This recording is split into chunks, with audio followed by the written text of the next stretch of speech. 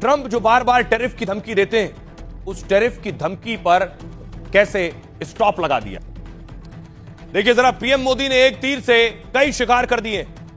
गणतंत्र दिवस पर यूरोपीय यूनियन के प्रतिनिधि को गेस्ट बनाया, जो उस तरफ आप देख रहे हैं पीएम के साथ। मेहमान विदेश नीति, कूटनीति और रणनीति के आधार पर दरअसल तय होते हैं और उसी आधार पर तय किया गया। भारत और यूरोपीय यूनियन के बीच कल सबसे बड़ी डील होगी।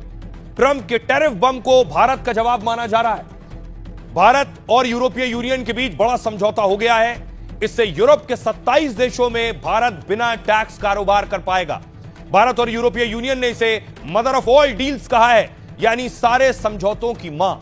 इससे व्यापार, रक्षा और तकनीक सहित कई क्षेत्र शामिल हैं। यह भारत का अब तक का सबसे बड़ा व्यापार समझौता होगा। इस डील से भारत और यूरोपीय यूनियन का व्यापार बढ़ेगा, साथ ही आईटी, डिफेंस, तकनीक सहित कई क्षेत्रों में अवसर खुलेंगे। भारत को इस डील से काफी फायदा होने की उम्मीद है। छोटे और मध्यम उद्योगों में रोजगार के अवसर भी खुलेंगे। भारत यूरोपीय यूनियन के बीच पहली बार 2007 में इसकी शुरुआत हुई थी।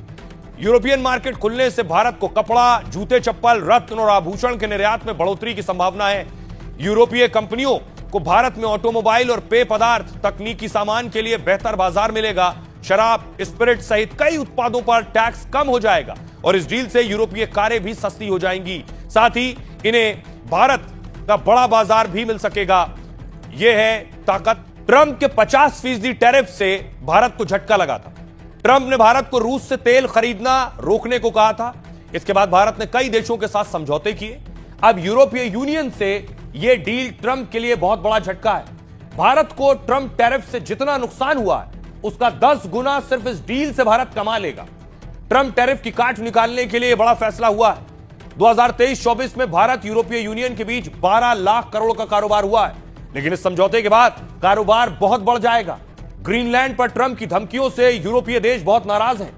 ट्रंप ने 8 यूरोपीय देशों पर 10% टैरिफ का ऐलान किया है। इन देशों ने खुलकर ग्रीनलैंड पर अमेरिकी नियंत्रण का विरोध किया। बाद में ट्रंप ने इस फैसले पर यू टर्न ले लिया था और ब्रिटेन के पीएम कीर स्टारमर ने भी अमेरिकी धमकी पर सख्ती दिखाई थी। ब्रिटेन अपने सिद्धांतों और मूल्यों से समझौता नहीं करेगा, चाहे अमेरिका की तरफ से कितनी भी आर्थिक धमकियां दी जाएं। ट्रंप की टैरिफ धमकियों पर मैक्रो ने एक्शन की मांग की थी। यूरोपीय संघ से अमेरिका पर एक्शन लेने को कहा गया था।